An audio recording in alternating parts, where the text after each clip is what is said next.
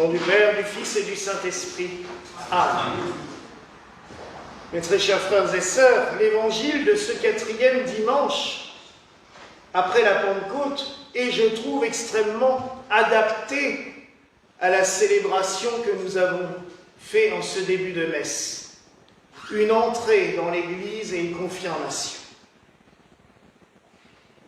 Car on pourrait, à l'écoute de cet évangile, se dire, tiens, on nous raconte une simple histoire de pêche.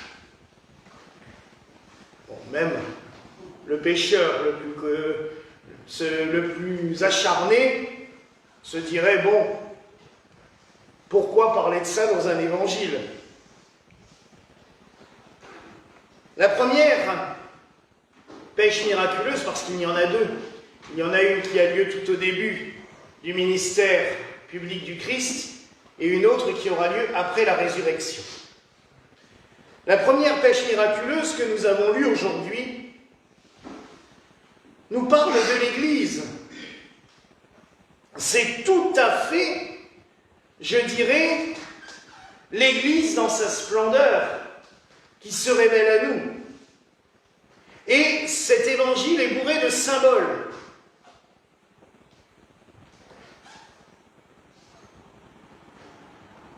Le Christ dit, pousse au large et jette tes filets pour pêcher. Et Simon lui répond, Maître, nous avons travaillé toute la nuit sans rien prendre.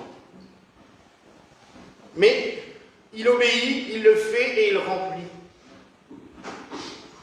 la barque. Là, nous avons devant nous les premiers temps apostoliques. On sort encore de l'Ancien Testament, où l'on voit bien que le travail de conversion fait par les prophètes n'a pas toujours porté du fruit. Je vous rappelle quand même que les prophètes ont souvent mal fini. À part Élie, dont nous avons parlé cette semaine, qui est parti sur son char de feu, et Élisée, qui est mort naturellement, les autres, on les a souvent conduits à la mort. Je rappelle quand même que le prophète Isaïe a fini scié en deux de haut en bas. Oui. Déjà avant les Romains, on savait quand même faire quand on voulait se débarrasser de quelqu'un. Hein.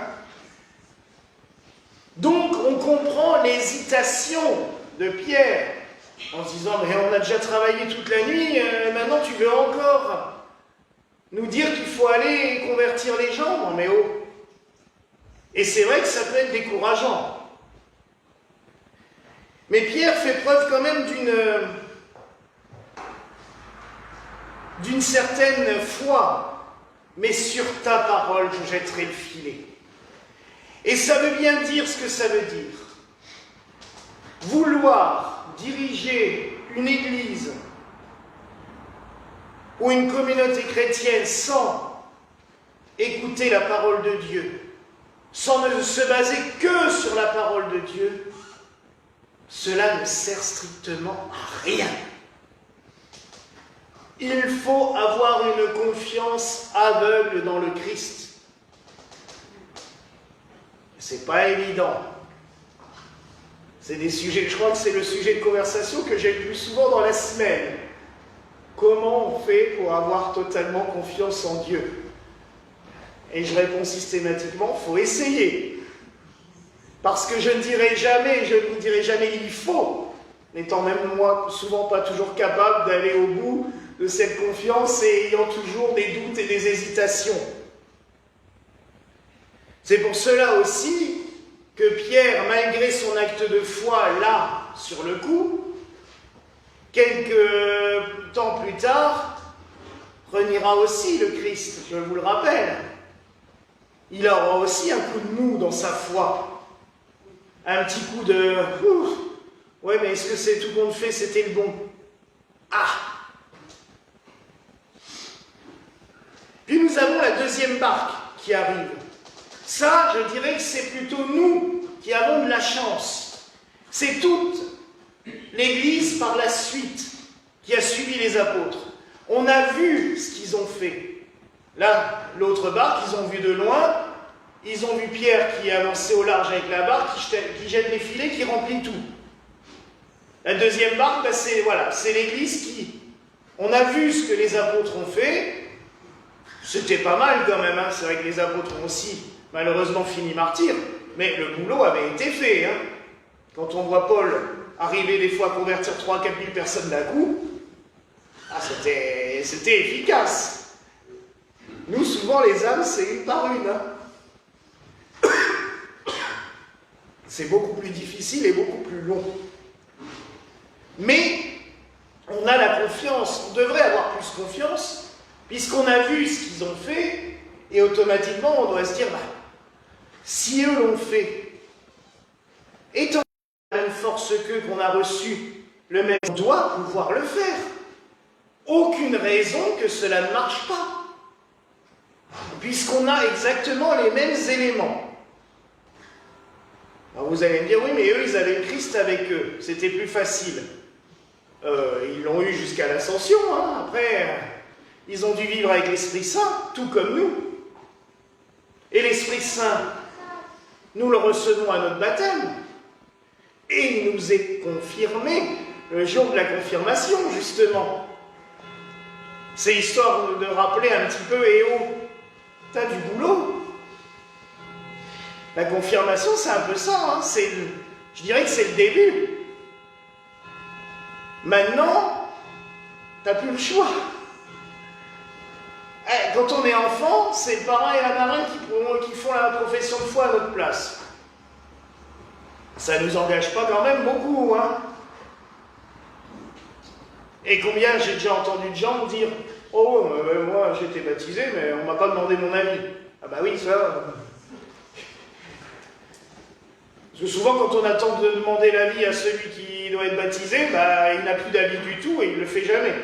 Donc, c'est peut-être mieux, vaut mieux être baptisé, au moins ça c'est fait, je dirais.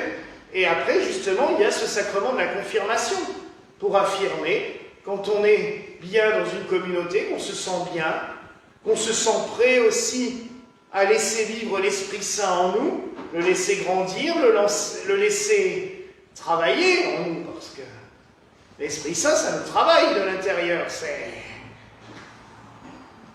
Et bien là, oui, on peut y aller. Et je dirais que c'est beaucoup mieux de le faire en pleine conscience, heureux de le faire, que quand on faisait la confirmation, moi je l'ai fait à l'âge de 12 ans. Alors, je peux vous dire que l'Esprit Saint, à 12 ans, je ne savais pas, un traître mot, ce que ça pouvait vouloir dire. Même après un an de catéchisme. Hein. On vous explique que c'est un feu, c'est une colombe, c'est un souffle. Oui. Mais l'Esprit Saint, il faut le ressentir. La première fois où j'ai vraiment ressenti la puissance du Saint-Esprit, c'était dans un pèlerinage à Medjugorje. C'était 8 ans après ma confirmation, 7 ans après ma confirmation.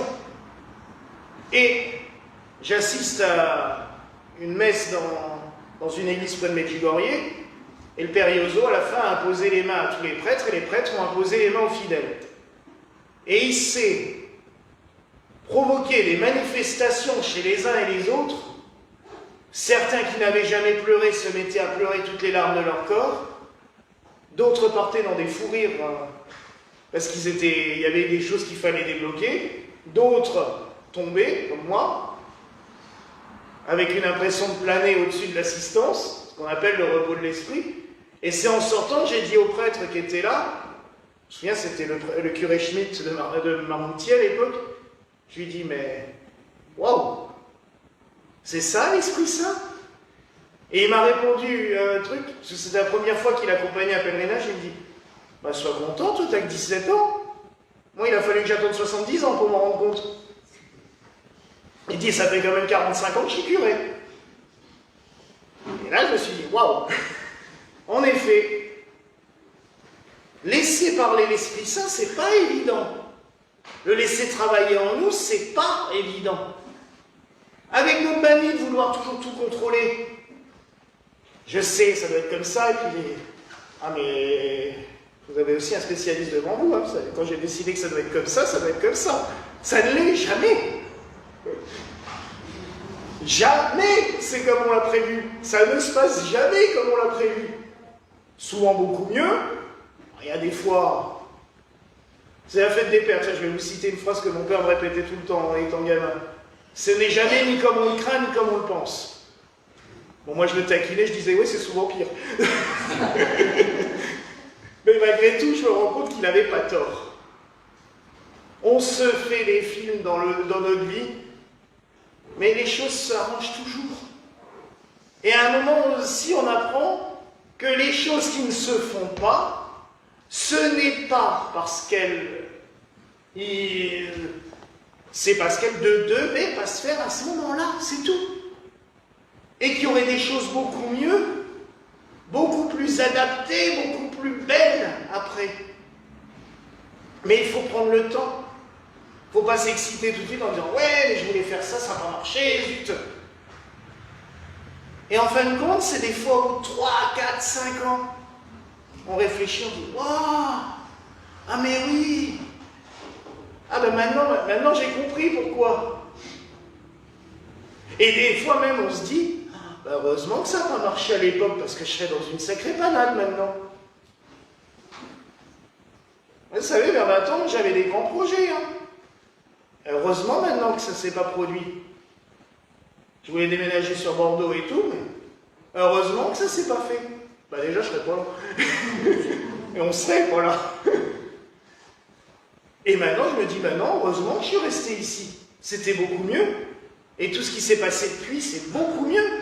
Mais parce que c'est l'Esprit Saint qui travaille derrière, qui nous dit, mais doucement, chaque chose en son temps, tout se fait quand il faut. Et pour les apôtres, ça a été pareil. Enfin, je ne sais pas si vous aurez remarqué aussi, mais on nous parle de 3 disciples qui sont présents pour cette pêche. On ne parle pas des 9 autres. Pierre, Jacques et Jean. Ah, ça vous rappelle rien? Ils sont présents à quel autre moment? Voilà. Ça, c'était un peu facile. On en parle souvent.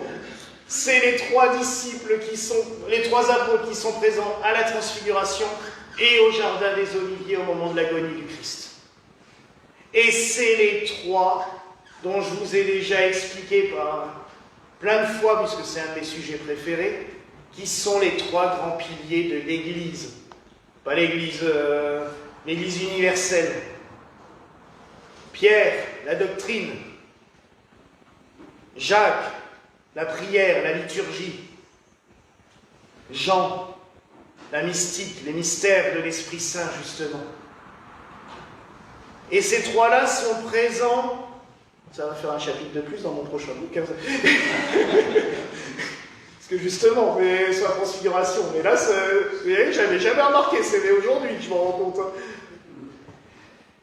Mais ces 3-là sont présents dans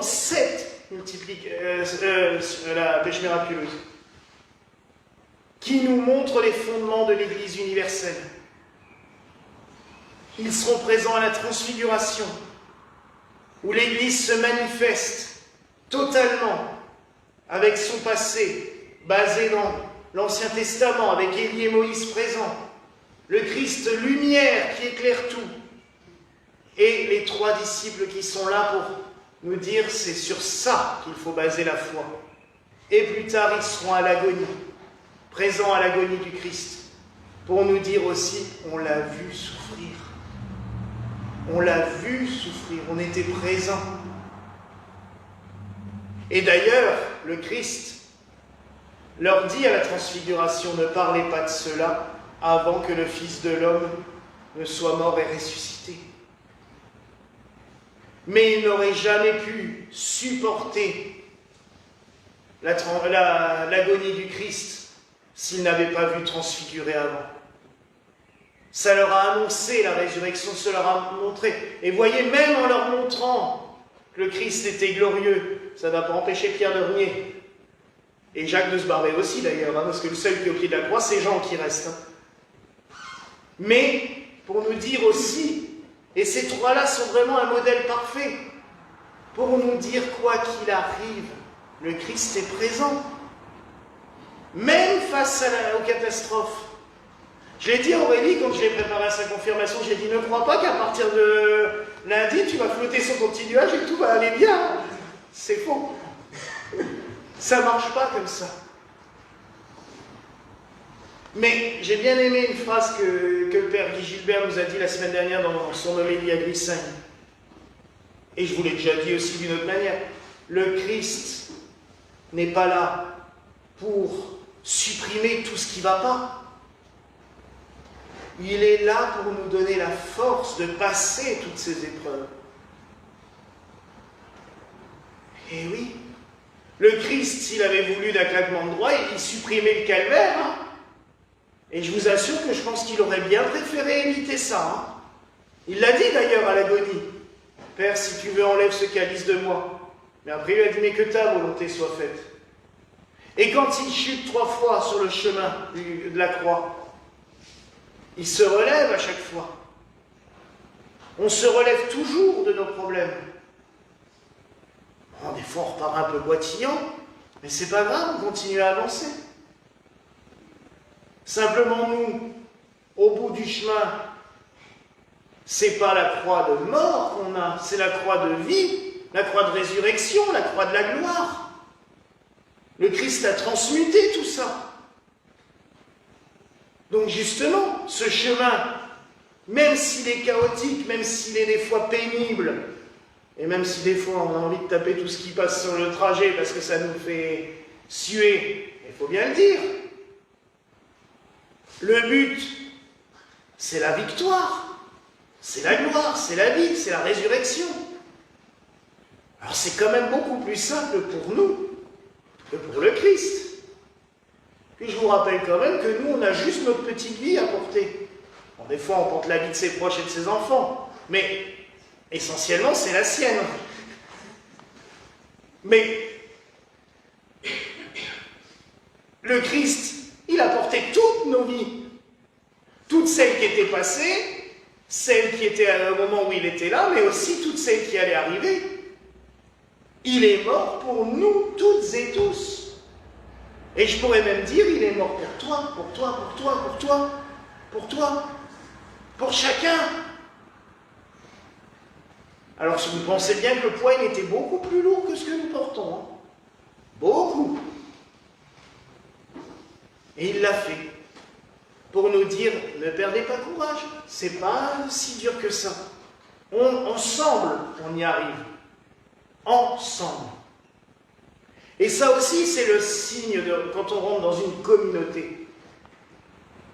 Vous savez, des fois, quand je dis aux gens, venez à la messe, des fois, ceux qui viennent pour des bénédictions la semaine, ils me regardent d'un air de dire, ouais, toi, tu veux remplir ton église. Alors, je les capte tout de suite, donc je leur dis tout de suite, on m'en fout, hein. Je dis, vous pouvez aller dans l'église de votre village, c'est pareil. Hein. Je dis, mais c'est le fait d'être en communauté, de ne pas être tout seul. Parce que prier tout seul, oui, on y arrive. Mais franchement, c'est quand même souvent le meilleur moyen pour partir dans tous les sens. D'un point de vue foi, à la fin, on ne sait plus ce qu'on prie, on ne sait plus ce qu'on croit. Parce qu'on n'a personne pour nous soutenir, pour nous aider. En famille aussi, c'est tellement mieux quand on peut prier en famille que quand on prie chacun dans son coin. La prière en communauté, c'est avancer ensemble. Et vous l'avez déjà fait, sans doute des chemins de randonnée, il y a des fois, on a besoin de la main de quelqu'un d'autre pour nous aider à passer un passage, parce qu'on n'y arrive pas tout seul.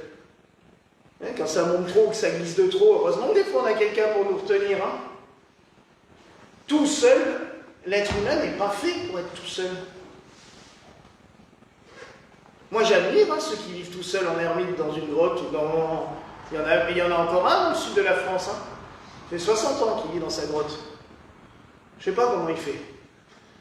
Oui. Antoine aussi réagit. Voilà, je ne pourrais pas. Mais ça, c'est vraiment un don de Dieu. Au Moyen-Âge, on a même qui vivaient en haut d'une colonne, hein, tout seul, les stylites. Je sais pas. L'être humain est vraiment fait pour être ensemble et en communauté. Et en communauté, on avance mieux. On avance plus vite. On avance plus loin. Parce que ça nous donne une force. Et cette force, on la puise dans le Christ. dans l'Esprit Saint. Alors oui, mes frères et sœurs, réjouissons-nous pour ce que nous avons vécu aujourd'hui. Réjouissons-nous aussi, puisque nous allons le revivre au mois d'août. Belle année, ça, 3 confirmations dans l'année, c'est bien ça. Et peut-être d'autres, hein. Appel à candidature. Mais je trouve ça merveilleux. Parce que c'est le signe d'une communauté qui avance. Et surtout parce que c'est le signe que l'Église du Christ, j'y viens Église du Christ, hein, parce que les institutions, ça forme quand même une seule Église autour du Christ. C'est ça qu'on devrait se mettre dans la tête une bonne fois pour toutes. L'Église du Christ, elle avance. Et à nous d'avancer tous ensemble autour du Christ, en le soutenant. Parce que des fois, nous devons aussi soutenir son action par nos propres œuvres et en nous laissant guider par lui. Voilà la grâce que je nous souhaite en ce jour, au nom du Père, du Fils et du Saint-Esprit. Amen.